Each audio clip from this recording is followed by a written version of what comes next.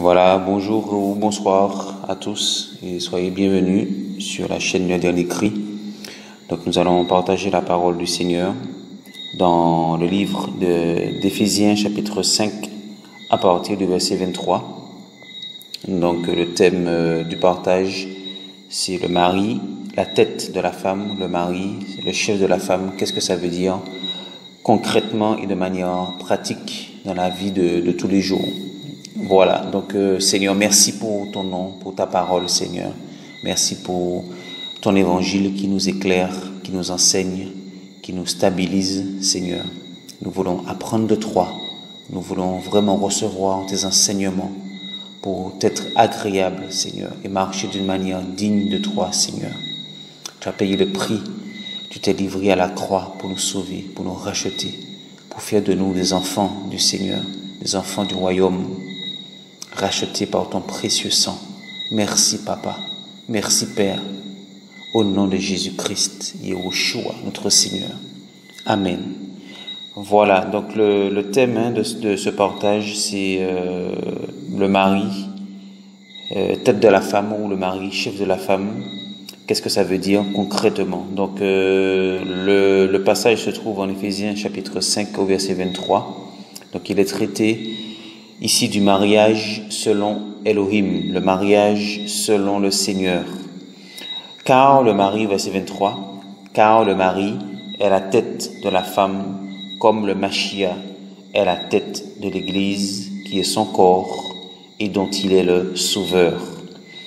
Car le mari est la tête de la femme. Alors, il y a d'autres versions, comme la Louis II, qui ont mis plus en avant le mari est le chef de la femme. Donc, ce n'est pas une mauvaise traduction, sauf que c'est vrai que cette version peut entraîner et a entraîné certainement dans beaucoup de foyers chrétiens des destructions, des mauvaises compréhensions, si bien que ce passage a été mal compris par certaines personnes et par certains prédicateurs aussi, qui ont fait que le mari finalement se comporte comme un chef, comme un dictateur, comme un seigneur sur son trône, comme un dominateur. Et ce passage vraiment a été mal compris. Donc, comme d'habitude, nous allons regarder la définition de certains mots avec l'outil, le lexique biblique. Donc, quand on tape Éphésiens chapitre 5 au verset 23, donc nous voyons Louis II Strong, effectivement, qui dit que le mari est le chef de la femme. Alors, on va s'arrêter sur le mot chef. Voilà, le mot chef. Et nous voyons que la définition principale de ce terme chef, c'est la tête. Alors ici, tout de suite, nous voyons bien sûr la différence qu'il y a entre la compréhension qu'on a pu avoir ou que certaines personnes ont de ce passage qui dit que l'homme est le chef de la femme. Ici, nous voyons que dans le lexique biblique, il est parlé de l'homme qui est la tête de la femme. Alors, il n'y a pas de contradiction, mais la précision qui nous est apportée ici nous aide mieux à comprendre le passage. Et surtout, que veut dire chef de la femme? Donc ici, nous voyons que c'est la tête. Donc l'homme est la tête. La vraie traduction, en tout cas la première traduction, parce que le mot chef, le mot chef, oui, je reviens sur ce passage. Alors, le mot chef, quand on clique dessus, nous renvoie à Képhal et à la tête. Donc, la véritable traduction, c'est la tête. Et nous voyons bien que quand on prend l'image, parce que le Seigneur nous enseigne aussi par des choses simples. Et donc, il va nous dire que l'homme est la tête de la femme, comme le Mashiach est la tête de l'Église, qui est son corps et dont il est le sauveur.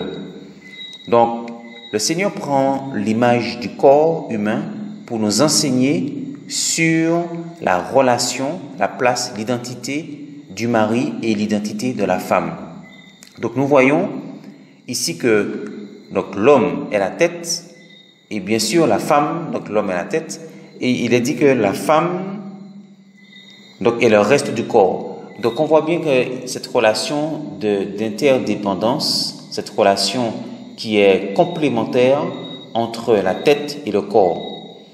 Donc si l'homme est la tête de la femme, on comprend bien que l'homme a besoin de sa femme, puisque le corps ne peut pas fonctionner sans la tête. C'est la tête qui donne la vie, c'est la tête qui donne la force, c'est la tête qui donne le mouvement, qui donne vie au corps. Voilà, la tête est reliée au corps. Donc, les mains, les pieds, etc., tous les membres du corps sont reliés à la tête. Donc, il y a une dépendance, il y a une complémentarité, il y a une entraide, voilà, une relation particulière entre la tête et le reste du corps. Et c'est merveilleux, parce que ici nous voyons que, au final, si certains maris, certaines églises ou certaines religions ou certaines personnes ont mal traduit, ont mal compris ce passage, ils ont tout faux, ils sont dans l'erreur. Pourquoi? Parce que selon le Seigneur, l'homme dépend, il dépend et il est en relation complémentaire avec sa femme. Voilà, c'est vrai que l'homme a une fonction particulière, une fonction centrale, puisque c'est lui qui est la tête. Donc le mari a une responsabilité énorme, voilà, très très forte, puisqu'il est la pierre angulaire, il est la fonction centrale. Donc il porte la vision, c'est vrai, il porte la vision, mais la femme aussi est là comme appui, comme une aide, pour pouvoir aider l'homme à entrer aussi dans sa destinée, dans l'œuvre du Seigneur, dans ce que le Seigneur attend de lui. Et nous voyons donc un autre passage qui appuie bien sur l'idée sur la doctrine que l'homme est la tête de la femme. C'est 1 Corinthiens chapitre 11. 1 Corinthiens chapitre 11. Les Corinthiens s'interrogeaient sur la position de l'homme et de la femme devant Elohim, devant le Seigneur. Donc ils ont écrit à l'apôtre Paul, et l'apôtre Paul va leur répondre. Au verset 3, il est dit: « Mais je veux que vous sachiez que le Mashiach est la tête de tout homme, que l'homme est la tête de la femme, et qu'Elohim est la tête du Mashiach. » Voilà. Ici encore, c'est répété que l'homme est la tête de la femme. Voilà. Donc, je me répète, mais c'est vrai que la tête va donner la force, la tête va donner la vie, la tête va donner le mouvement, la tête va donner vie, en fait. Elle va donner vie au corps. Donc, c'est pour bien expliquer la place centrale qu'a l'homme. L'homme n'est pas, selon le Seigneur, un dictateur ni un seigneur sur son trône, un dominateur qui écrase, qui domine, qui dépouille, qui enlève la vie, justement, qui presse, qui oppresse la femme pour qu'elle perde sa force, qu'elle perde de l'espérance, qu'elle perde sa joie de vivre. En fait, c'est tout le contraire. Donc, le monde, les religions, certains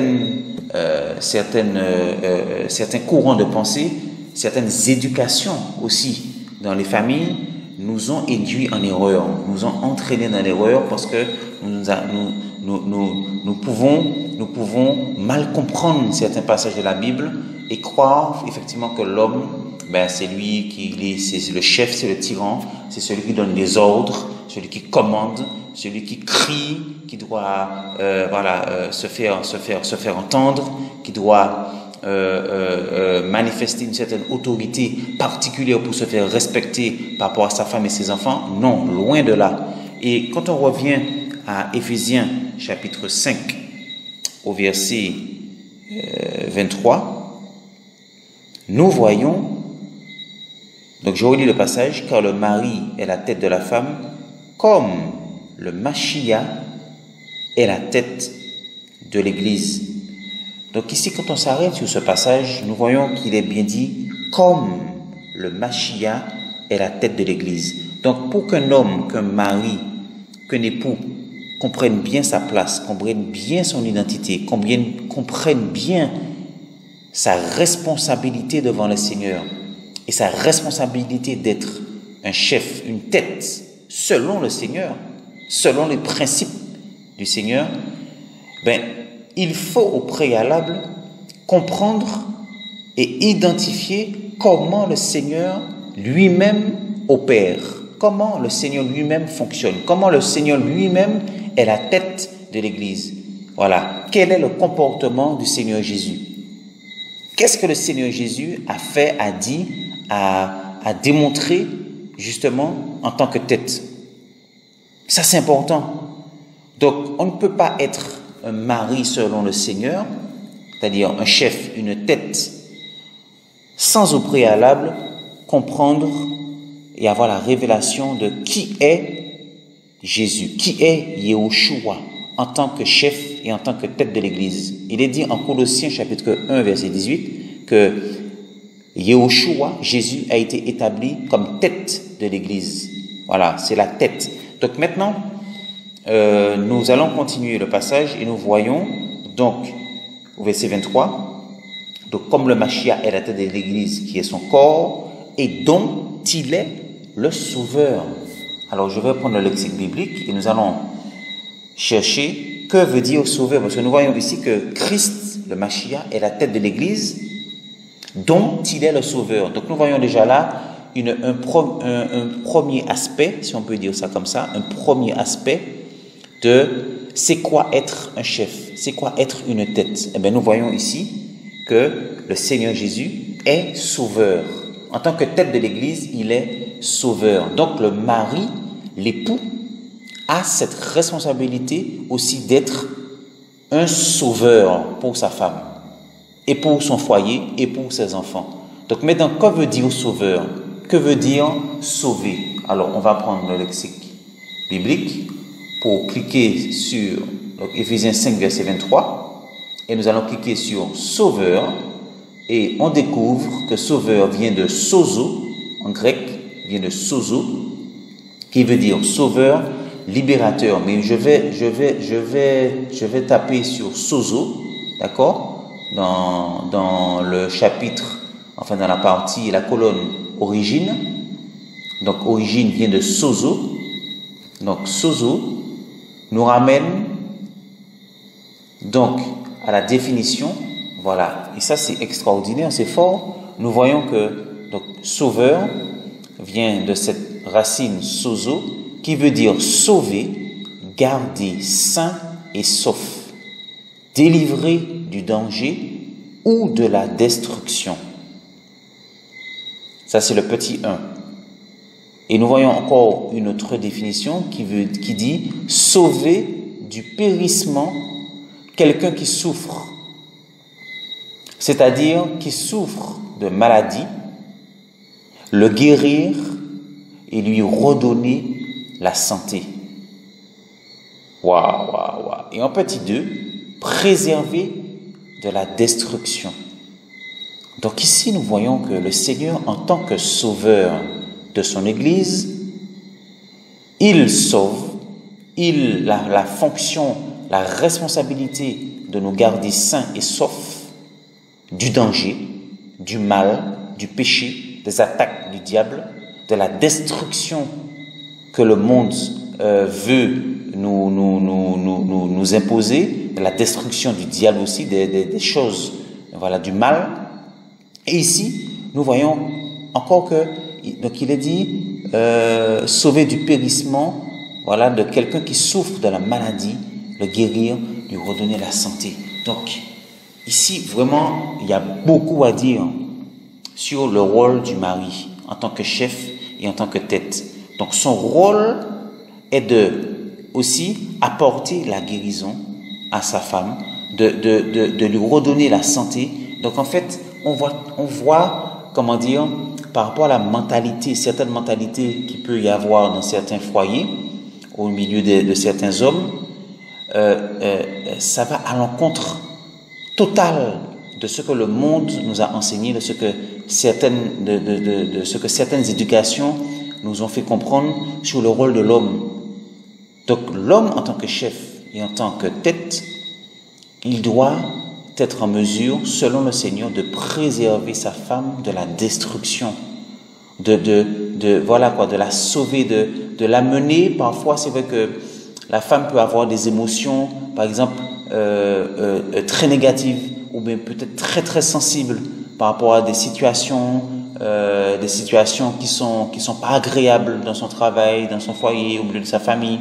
Mais le rôle de la tête de l'homme, c'est justement de redonner goût, de stopper l'hémorragie, de recadrer, de stabiliser, d'apporter l'espérance, d'apporter des conseils, d'apporter des solutions, des mots qui vont sortir sa femme justement du périssement, du danger, de la destruction. Voilà. Et c'est ça le rôle de l'homme. Donc, c'est vrai qu'il y a beaucoup à dire parce que le Seigneur Jésus, en tant que tête, en tant que sauveur, il n'écrase pas son Église. Il ne nous écrase pas. Il ne nous domine pas. Il ne nous dérespecte pas. Au contraire, il respecte notre volonté, le Seigneur Jésus. Il respecte notre libre arbitre. Il respecte nos choix. Il nous montre le chemin de la mort et de la vie. Il nous avertit du danger, il nous avertit du chemin de la mort. Il nous conseille la vie, mais il ne nous impose pas, il ne nous contrôle pas dans un sens pour nous brider, pour nous faire du mal, pour nous faire perdre notre identité. Loin de là. Le Seigneur Yeshua, comme un gentleman, il respecte notre liberté. Et nous allons voir un deuxième aspect. Au verset, donc Éphésiens 5, au verset 29, à partir du verset 28, c'est ainsi que les maris doivent aimer leurs femmes comme leur propre corps. Celui qui aime sa femme s'aime lui-même, car personne n'a jamais haï sa propre chair, mais il la nourrit et en prend particulièrement soin, comme le Seigneur le fait pour son Église. Alléluia. Comme le Seigneur le fait pour l'Église.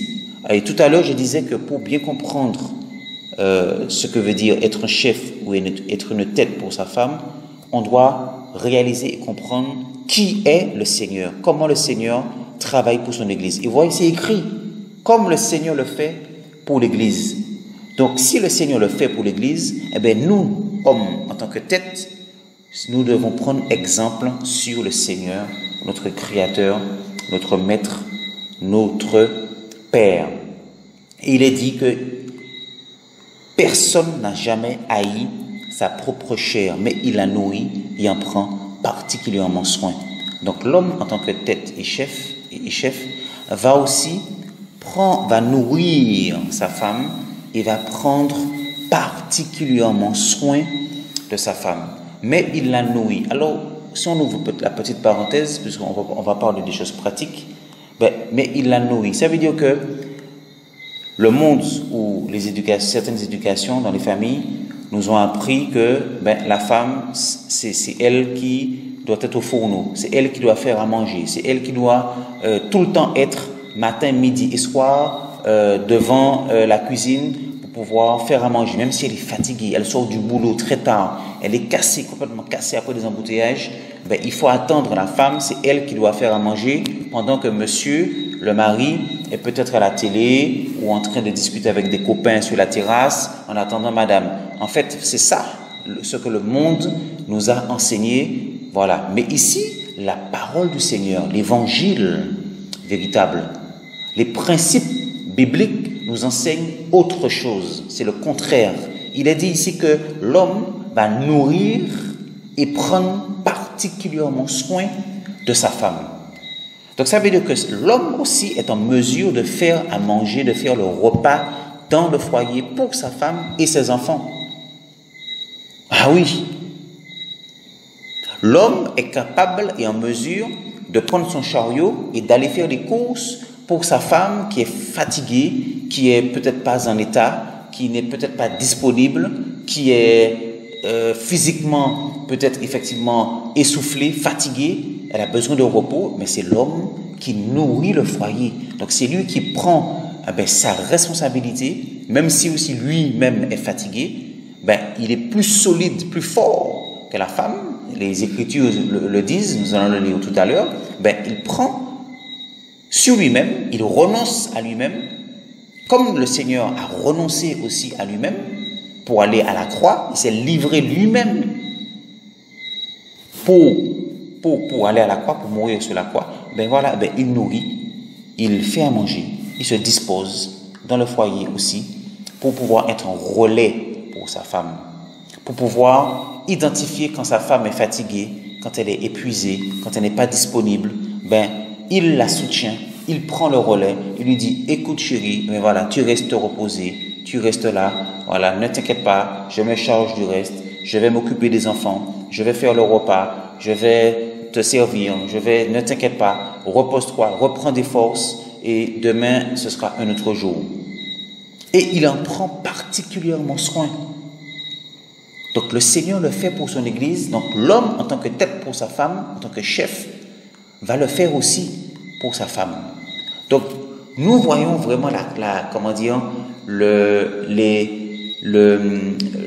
deux extrêmes, ce que nous avons pu mettre en place quand nous n'avions pas la connaissance de la Bible, la connaissance de la vérité. Certainement oui, on a dû faire des erreurs. Certains maris ont dû faire des erreurs par manque de connaissance. Et nous allons voir Matthieu, un autre aspect d'être une tête ou un chef. Matthieu 20 au verset 28. Il est dit quoi? Matthieu 20 verset 28. De même que le Fils de l'homme n'est pas venu pour être servi, mais pour servir et donner sa vie en rançon pour beaucoup. Donc le Fils de l'homme n'est pas venu pour être servi, mais pour servir. Voilà, mais pour servir. Donc voilà l'homme en tant que tête, en tant que chef. Voilà ce que veut dire un chef. Ce n'est pas celui qui va dominer, qui va écraser, qui va donner des ordres, qui va crier, qui va se faire respecter en manifestant une certaine autorité, un certain mauvais caractère. Ça, c'est le péché, ça, c'est l'erreur, c'est le monde, voilà quoi, ce n'est pas du Seigneur. Ici, il est dit que le Fils de l'homme, Yeshua, Jésus, n'est pas venu pour être servi. Vous vous rendez compte? Le Créateur, il est le Créateur, il aurait pu se faire servir. Non, il a renoncé à toutes ses prérogatives, il a renoncé à toute sa gloire pour justement servir, se mettre au service des autres, se mettre au service et répondre aux besoins, aller guérir là où il y avait besoin de guérison, délivrer là où il y avait besoin de délivrance, donner des conseils, apporter des solutions, redonner la vie, redonner l'espérance. Tout ça là, c'est le caractère du Seigneur. Donc ici, nous allons prendre un dernier passage en 1 Pierre. 1 Pierre, chapitre 3, au verset 7. Vous de même, Marie, montrez de la compréhension. D'autres passages vont dire montrez de la sagesse à votre tour par rapport à vos femmes. Ça, c'est l'une des versions de Louis II. Et la version que je lis, donc, vous de même, Marie, montrez de la compréhension dans vos relations avec vos femmes,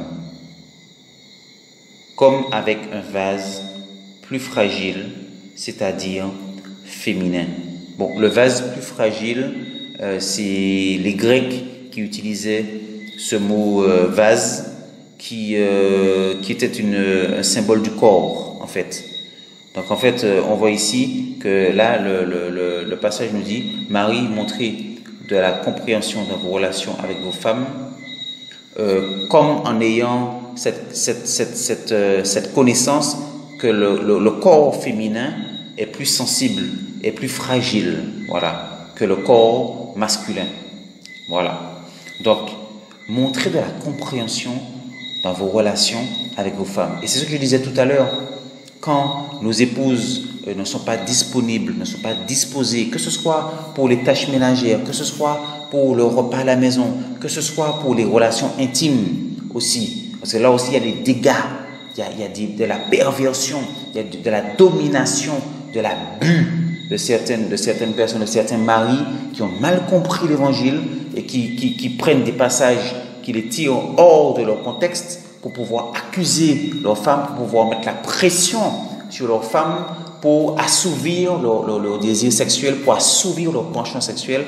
Il n'est pas question de cela dans les Écritures. Et je parle devant le Seigneur, voilà, l'abus au niveau des relations intimes, c'est presque synonyme de viol. Ah oui, certains peuvent être choqués, mais vous pouvez vérifier et les choses sont ainsi. Donc, voyez, montrez de la compréhension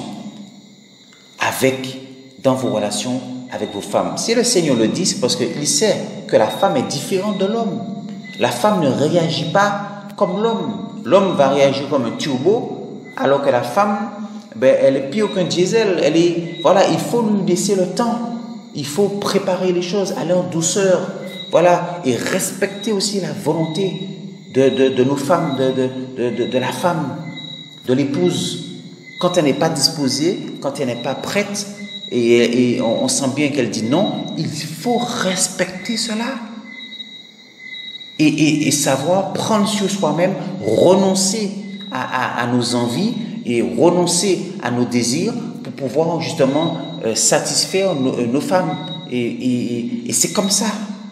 C'est comme ça. Donc, vous voyez, il y a beaucoup à dire, mais je préfère ne pas m'étendre. Il faut qu'on aille peut-être petit à petit, ou bien plusieurs messages, plusieurs partages, pour que nous puissions vraiment ne pas trop ouvrir des parenthèses, parce qu'après on va plus loin, on va trop loin. Donc ici ce soir, je voulais vraiment insister sur le rôle de l'homme en tant que tête et chef. Donc ce n'est pas un dictateur, ce n'est pas un seigneur sur son trône, ce n'est pas un dominateur. Le Seigneur n'aime pas la domination dans les relations. Non, le Seigneur n'aime pas cela. Ce n'est pas de lui. Donc on peut voir un dernier passage. Par exemple, on peut lire 1 Pierre 5, nous y sommes. 1 Pierre 5, au verset 2. Faites paître le troupeau d'Élohim qui est avec vous, en veillant sur lui, non par contrainte, mais volontairement, non par empressement pour un gain, mais de bon cœur, non pas en dominant comme des maîtres sur ceux qui sont l'héritage d'Élohim, mais en étant des exemples pour le troupeau. Alléluia. Voilà, vous voyez, le Seigneur est clair, non pas en dominant comme des maîtres sur ceux qui sont l'héritage d'Élohim. Donc, ici, il est parlé des anciens, donc de ceux aussi qui dirigent dans le Seigneur, dans les assemblées, dans les groupes chrétiens, donc les anciens qui sont là pour veiller sur le troupeau, d'accord? Mais c'est valable aussi pour le mari.